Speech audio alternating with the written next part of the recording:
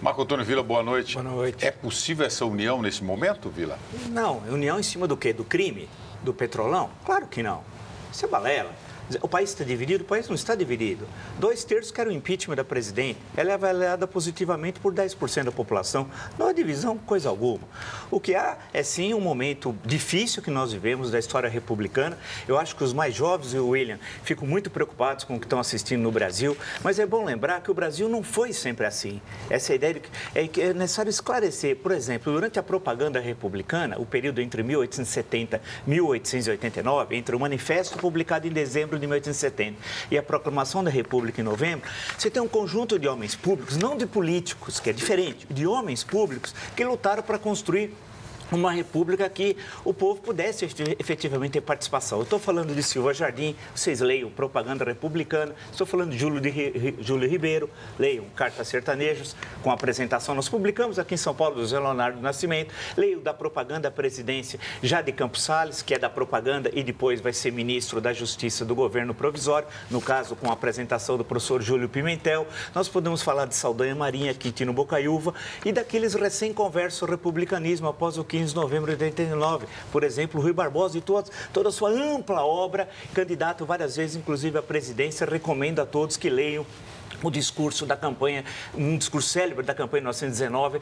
que é o discurso do Jeca Tatu, feito pelo Rui Barbosa, importantíssimo tal. Nós temos depois, entre 45 e 64, políticos extremamente sérios, homens públicos, exemplos para todos nós, que não tem nada a ver com o que nós vivemos. Por exemplo, João Mangabeira na Bahia, né? Podemos falar de Raul Pilo no Rio Grande do Sul. No pós-64 também temos um monte. A conjuntura que nós vivemos é adversa, mas você não pense o mais jovem, e nós sempre fomos assim. Na sexta-feira, por exemplo, teve momentos que eu assisti, acompanhei tudo, inclusive porque eu trabalhei 11 horas direto, das 7 da manhã às 6 da tarde na Jovem Pan, e fui acompanhando todos os fatos, e aí também tendo um olhar, William, de historiador, e vi quão diferente esses nomes que eu citei, Silva Jardim, Raul Pompeia, pode citar, volume 5º, Escritos Políticos da sua obra completa, né?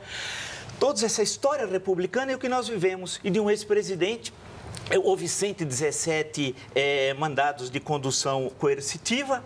Ninguém falou nada dos 116, só falaram de um, mas todos são iguais perante a lei. Aí comecei a observar a fala, e aí é inegável, tem de citar, é importante sempre os fatos, para o nosso telespectador consultar. Olha a gravação da deputada federal do PCdoB, Rio de Janeiro, a senhora Janira Fegali. Ela está com o celular assim gravando, ao fundo está o ex-presidente Lula. Ela está dizendo assim, olha, ele está muito calmo. E o que ele estava falando? Você me desculpe, eu não vou dizer a frase completa, em respeito a todas as pessoas, que é frase de cafajeste. O cafajeste, esse presidente da República, que isso é linguagem de cafajeste, diz o seguinte, eles que enfiam no C, ponto, todo o processo.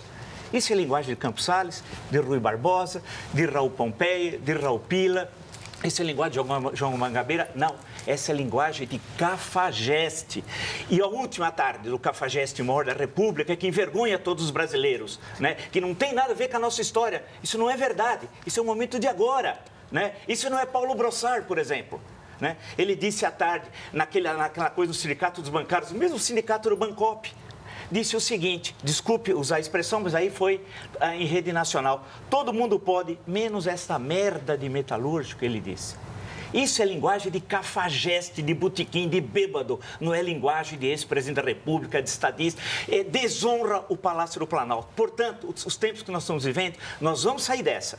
Vamos sair. Né? E vamos sair com a sua mobilização. Ela só fica se você não for à rua. Se você for à rua e eu vou, e os milhões de brasileiros irão, vamos inundar de verde e amarelo o Brasil no dia 13, a gente muda o Brasil na lei, na ordem, na Constituição. Chega de criminosos, chega de ser humilhado por cafajeste. Está na hora dos brasileiros honrarem as suas melhores tradições.